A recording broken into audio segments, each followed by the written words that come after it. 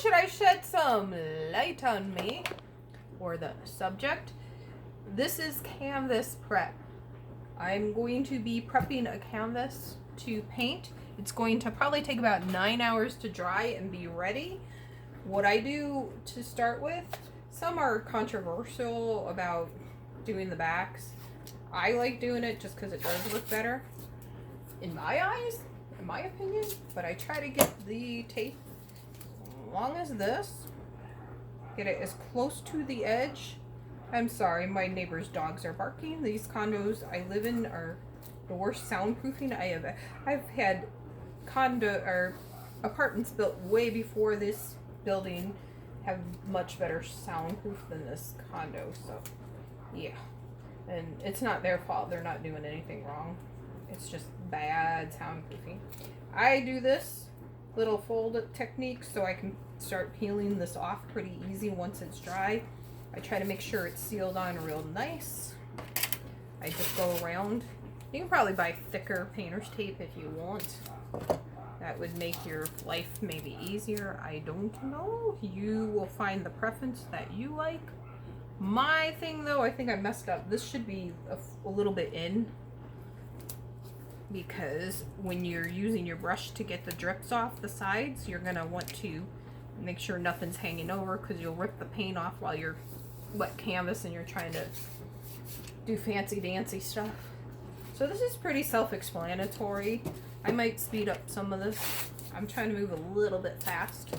This is the basic. I am taping and prepping my canvas,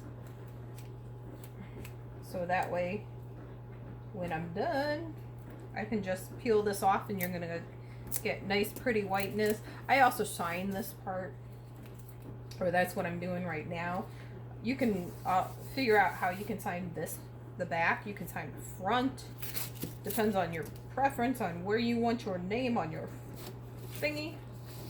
So this is the big mystery of taping. You know, I needed these kind of videos. I needed this little tutorial. I'm not alone. I want to know these steps.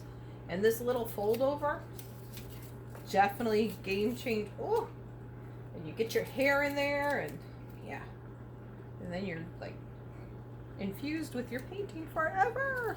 No, I needed this kind of thing when I was well, I have just started. This will be my second canvas. I don't know what I'm talking about. I am just starting. So my goal, just from the first canvas, this is kind of a no-no to have it stick up like this, because it will cause problems when you're taking your swipe when the drips come through, but it's not that, you know. And you might want to do this to like 10, 20 canvases ahead of time. You just sit in front of TV, maybe watch some television show that you never get time to watch, and just tape all your canvases and prep them.